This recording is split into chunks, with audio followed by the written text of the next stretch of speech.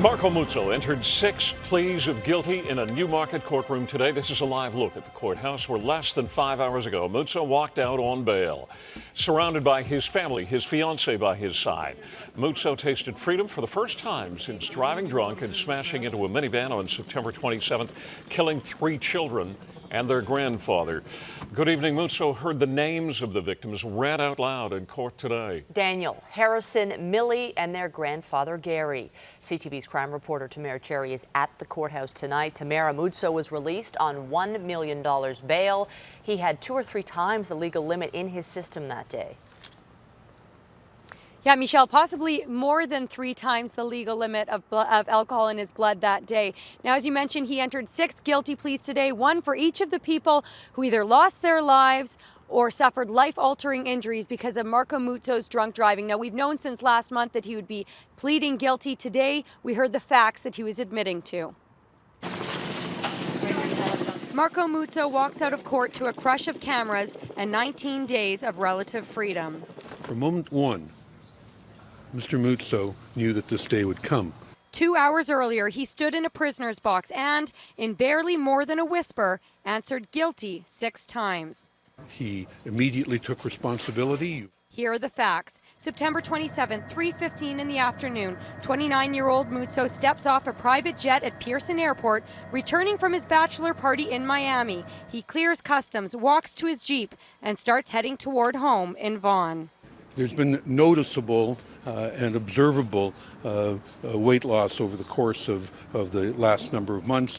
He's heading north on Kipling Avenue. The weather is clear, the stop sign is visible, and he's going fast. So fast that even though he slammed on the brakes a few seconds before the crash, he was still going 85 kilometers an hour when he blew the stop sign and hit the minivan. The minivan that was carrying 5-year-old Harrison, 2-year-old Millie, and 9-year-old Daniel Neville-Lake, and their 65-year-old grandfather, Gary Neville, in the back, and their grandmother and great-grandmother in the front. Everyone in the minivan was badly injured. Muzzo was walking around.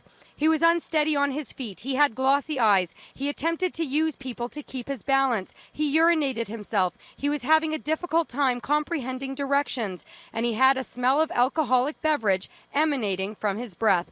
Muzzo was arrested for impaired driving and brought to this police station in Vaughan. Shortly after arriving here, police were informed that Gary Neville and Daniel Neville-Lake had died. Muzzo was told he'd be facing additional charges. He spoke to a lawyer, then gave 2 breath samples that would later show that at the time of the crash, he had at least 2, if not more than 3 times the legal limit of alcohol in his blood. Then, police got another call that would lead to more charges.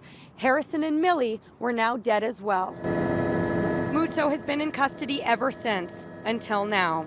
He chose to approach this in a responsible manner and has now accepted that responsibility formally and will now be sentenced for it. 19 days from now, he must surrender for sentencing. Time will tell what his future will hold.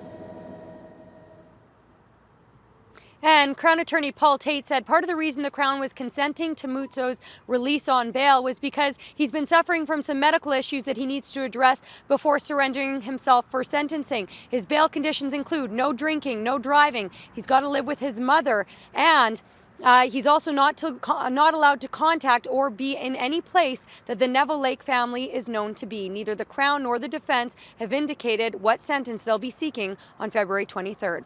Reporting live in Newmarket, I'm Tamara Cherry. Ken, I'll throw it back to you. Thank you, Tamara. CTV's John Musselman also on this story. John, Jennifer Neville-Lake, and Dad Lake spoke, as they always have following any court appearance that Muzzo's had. Nothing's going to change what has happened to their family, but they are being spared a trial. A trial, Ken, would have involved testimony, eyewitnesses, possibly crash scene photos. So you're right, they are being spared that. But it's such a devastating loss. And when we spoke to Jennifer Neville-Lake today, you really sense the sadness here, but there's also growing anger about what the man did here.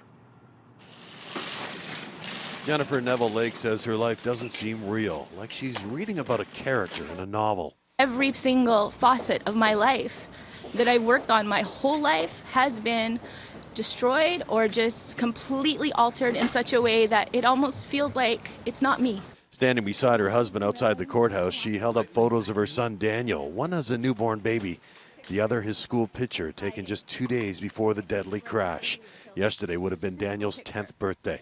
And like most 10-year-old boys, or the ones who get to be 10, Daniel had wanted his birthday to be at Laser Quest with his friends, and he was looking forward to Minecraft and, you know, the Star Wars movie and stuff that came out. The family expressed relief that Muzzo admitted his guilt, but Neville-Lake says she will never understand why he got behind the wheel that day. I was always afraid to call him what he is, a drunk driver. But now I can say that, and I don't have to be afraid to say that anymore. A drunk driver killed my family. I just can't believe that somebody could do that. Like, I don't know. I don't drink, and I'm always, when I hear the numbers, it's disgusting. How can you do that? Neville-Lake says she's still not sure what she will say in court when she delivers her victim impact statement in a few weeks. And that will be an emotional day here at the Newmarket Courthouse when Jennifer Neville-Lake does deliver that victim impact statement. She was asked today if she was willing to forgive the man who admitted to what he did today. She said no, she's not ready to do that, and she may never be. Reporting live from Newmarket, I'm John Musselman. I'll send it back to you.